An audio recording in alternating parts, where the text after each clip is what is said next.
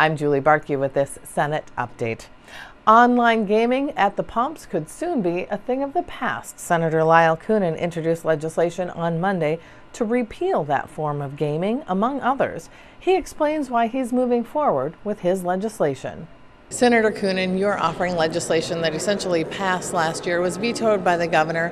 Why move forward with it this year again? What is it that what's the message you're trying to convey?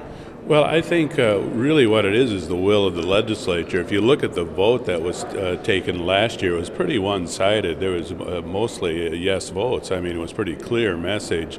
And I don't think that those of us in the legislature have forgotten about that, and it's still an important issue. So we want to move ahead with the bill as it was. What's important about suspending play at the pump, and playing at ATMs, among others? Well, first of all, there's a question about actually how successful it is, and I mean, we'll be looking at those numbers closer too as we move along. But I think too, it's not just pay at the pump or the ATMs, but it's also the online issue, and that's what makes gambling so much more accessible. I mean, how is that going to be controlled, especially for somebody who would have a gambling problem? To just sit down at the computer all by themselves, it's not even a social event anymore, and so at least for myself, I see that could be kind of an issue as we look at how it might affect Minnesotans. Senator, in the committee, Ed Van Petten with the Minnesota State Lottery, he said essentially a message was heard by them, that message from you, the legislature, and he is in effect offering compromise legislation. Is there room, in your opinion, for compromise, or is it a little too late? Well, just judging by the vote today and what happened last year, and I'm saying that by the vote today, there's not much change in attitude about this, and so on this issue, I'm thinking that maybe that compromise, that there really isn't room right now for compromise. The legislature just doesn't like the idea of online the scratch-offs, at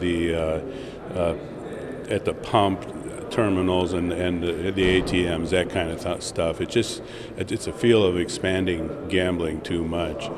And as legislators, we do have a responsibility of oversight. You heard some of the debate about that today, but I really do believe we have a responsibility for oversight and how it affects people back home. And we also have a responsibility with the budget.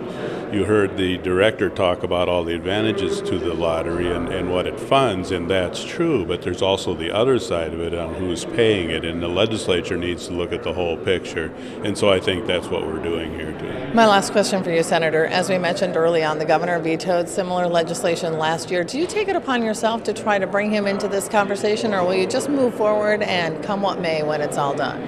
Well, I'm assuming that the conversation that would be coming from the governor's side is through the director. I'm assuming that, but I don't know that for sure. But at some point along the way, I hope the governor gets involved with the discussion also, and so the legislature can understand where the governor is coming from. The governor gets a better understanding where the legislature is coming from.